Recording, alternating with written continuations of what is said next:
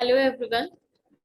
So today I'm going to discuss about one of the application of differential calculus. There are various application like in Taylor series, maxima and minima, error determination. So I'm going to discuss today one of the application of the one of the application of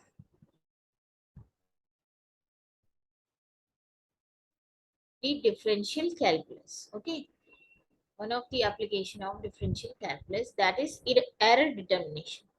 हमें किसी भी quantity में error determine करना है तो हम using differential calculus कैसे determine कर सकते हैं।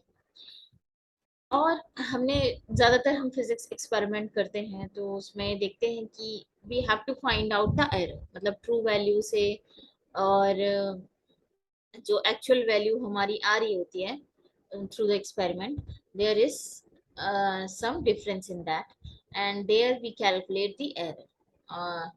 So the use of error determination is uh, to determine the error in experiments, uh, in physical experiments which we do in the laboratory. तो यहाँ पे हमने कहा कि अगर हमें एरर निकालनी है एक्स में, ठीक है, किसमें एरर निकालनी है एक्स में, तो उसमें एब्सोल्यूट एरर अगर हम कहेंगे तो एब्सोल्यूट एरर मतलब डेल्टा एक्स, ठीक है, उसको हम कहेंगे डेल्टा एक्स। और रिलेटिव एरर अगर हमें एक्स में निकालनी है तो that will be delta x by x. if we have to find out the percentage error in x, that means we can multiply the relative error into 100, delta x by x into 100। ये और clear होगा जब हम इसके basis पे कुछ questions करेंगे। और ये कभी कभी एग्जाम्स में भी आता है, एंट्रेंस एग्जाम में, कि अगर आपको कोई क्वांटिटी दी है वो इस तरह से डिफाइंड है तो उसमें कितना परसेंटेज एरर है या रिलेटिव एरर है, we have to find out. So आप इस मेथड से उसको फाइंड आउट कर सकते हैं, which we are going to discuss now. So here I have discussed about the oh sorry, here this is the question. We have the power dissipated in our resistor is given by P is equals to E square by R। मतलब power हमें इस expression से दी गई है E square by R। अब इसने कहा using calculus find the approximate change in P। Change in P we have to find out when E is increased by 3% and R is decreased by 2%। E तो increase हो रहा है और R decrease हो रहा है 2% से। So first of all what we have to do, we write the expression जिसमें हमें एरर निकालनी है, उसका एक्सप्रेशन हमें दिया है। जिस क्वांटिटी में एरर निकालनी है, हमें किस में एरर निकालनी है, पावर में, उसका एक्सप्रेशन दिया हुआ है P is equals to E square by R. ठीक है, तो इसमें हम लॉग ले लेंगे, लॉग लेंगे, दोनों साइड लॉग लेंगे, तो ये हो जाएगा लेफ्ट हैंड साइड में log P, taking log on both side, left hand side में लॉग P हो गया, राइट हैंड साइड में 2 log E माइनस लॉग, ये डिनोमिनेटर में है तो डिनोमिनेटर में जब लॉग होता है तो वो माइनस में हो जाता है, माइनस लॉग आर। इसके ऊपर कोई पावर नहीं है, इसके ऊपर 2 की पावर है तो 2 मल्टीप्लाई में आ गया, 2 log E minus log are. इसके ऊपर 1 थी तो 1 यहाँ पे आएगा। ओके, सो अब इसको हम डिफ्रेंशिएट करेंगे। On differentiating it we will do, differentiate करेंगे तो पार्शियल डिफ्रेंशिएशन इधर आ गया, 1/p डेल्टा p होगा। ठीक है, लॉग का जब भी डिफ्रेंशिएशन करते हैं तो दैट विल बी 1/x, तो डेल्टा p बाय p हो गया। अगर हम log x का with respect to x differentiate करते हैं दैट विल बी 1/x। ठीक है, differentiation of log x with respect to x। So here log का differentiation है means 1/p delta p। Now here two upon E delta E हम लिख देंगे यहाँ पे माइनस 1/r डेल्टा आर। ठीक है, तो दोनों साइड हम जो है 100 से ही मल्टीप्लाई करेंगे।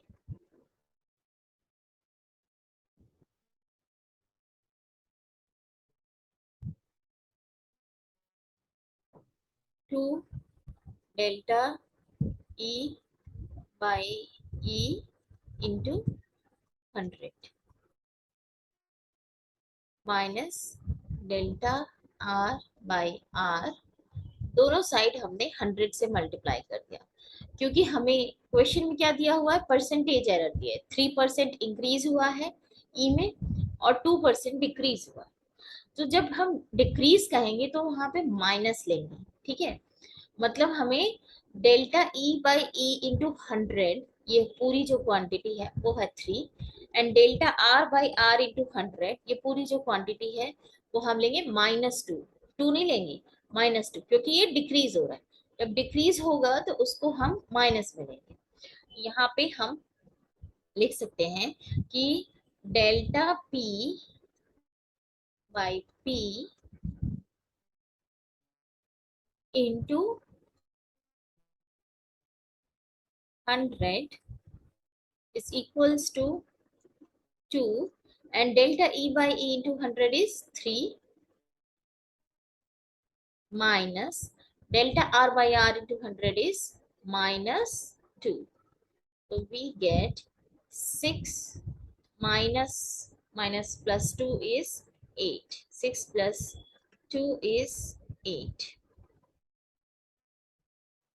तो हमारे पास जो approximate percentage change in P आ गया 8%। ठीक है, अप्रोक्सीमेट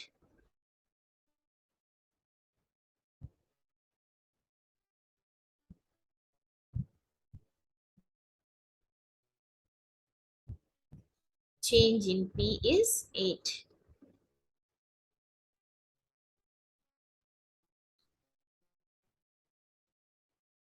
ये हो गया हमारा equation we have solved। Similarly, we will see another problem also।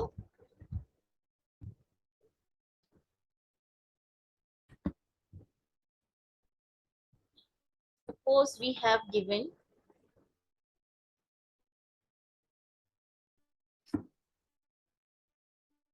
we have another question here, that is the time period of a simple pendulum is given by this expression t is equals to 2 pi root L by G। अब हमें क्या निकालना है, we have to find out the maximum error in T due to possible error up to 1% in L and 2.5% इन जी। अगर ऐसे दे रखा है question में कि इसमें 1% एल में है और 2.5% जी में है, तो मैक्सिमम एरर इसमें क्या हो सकती है, we have to find out. तो हमने क्या करना है, सबसे पहले हमें एक्सप्रेशन लिख लेना। t is equals to 2 pi root L by G. ठीक है, and this is log t। Okay, and here we take the log from both the side। next step हमारा होता है log लेते हैं, तो जब log of 2 पाई लेंगे। okay, अब इसकी पावर है half l, half log l हो जाएगा, और ये माइनस में है तो मतलब डिनोमिनेटर में है तो ये माइनस में हो जाएगा, हाफ log g। ठीक है, अब इसको हम डिफ्रेंशिएट करेंगे, तो यहाँ आ गया delta T by T. Differentiation of a constant with respect to constant with respect to any variable will be 0। तो ये हो गया 0 plus half delta L by L minus half delta G by G. अब दोनों side में हम 100 से multiply कर देंगे। ये आ गया हमारे पास। नेक्स्ट स्टेप हम यहाँ लिख लेते हैं, delta t by t into 100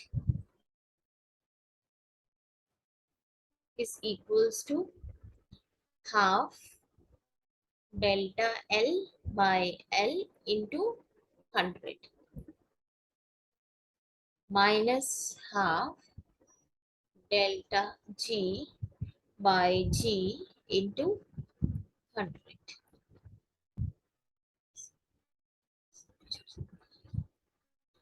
delta G by G into 100, ठीक है। ये हो गया, delta T by T into 100 is 1, नहीं दिया हुआ है, तो we will write here delta T by T into 100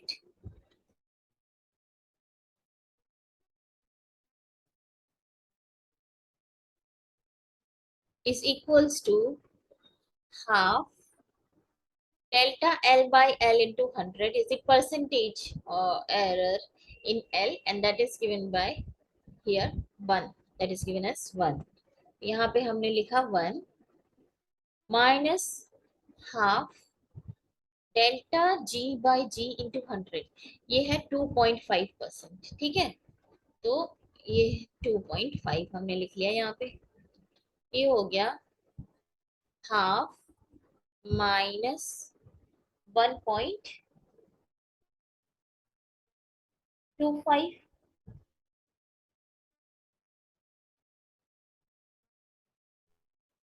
half minus 1.25, or we can further solve it. We can take 2. So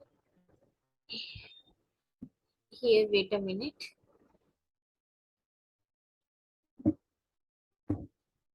Yes, we can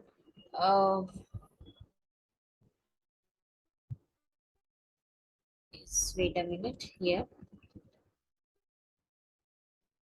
Actually, what happens here that we have not been given that it is increasing or decreasing. They have just told possible error, ठीक है। यहाँ पे सिर्फ possible error बताया है कि यहाँ पे 1% इंक्रीज हो रहा है, यहाँ पे 2.5% इंक्रीज हो रहा है। तो इसलिए हम क्या करेंगे कि we will write in such a way that as they have to they are asking about the maximum error, so we will write like this. तो यहाँ पे हम ऐसे कह सकते हैं कि ये प्लस भी हो सकता है, माइनस भी हो सकता है, 2.5, ठीक है। तो अब यहाँ पे हमने क्या किया कि we have taken both side, क्योंकि if this error is decreasing और this error में भी increasing, तो अगर ये increase हो रहा है या decrease हो रहा है, तो we have taken both probability that if it is increased by 2.5 or decreased by 2.5. तो ये क्या आ गया हमारा,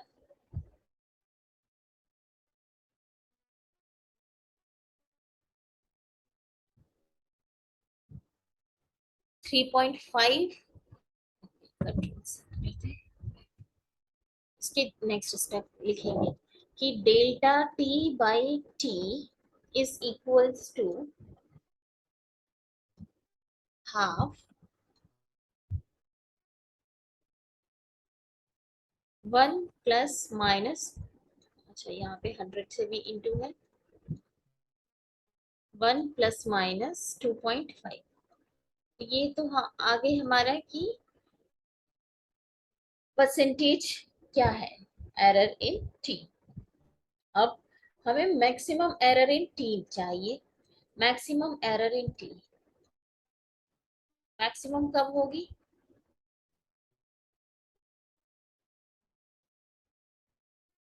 ये यहाँ पे ध्यान रखने वाली बात है कि मैक्सिमम एरर कब होगी, जब ये प्लस होगा।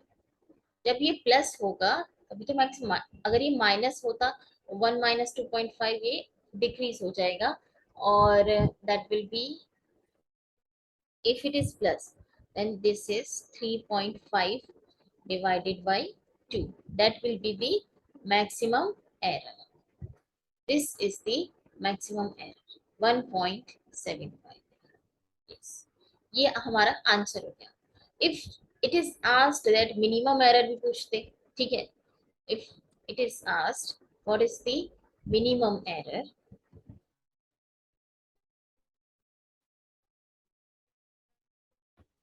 तो क्या होता है, हम माइनस साइन वाला लेते हैं, ठीक है. That means 1 minus 2.5 is minus 1.5 divided by 2. That means we get minus 0.75. ये आ जाता है. ओके.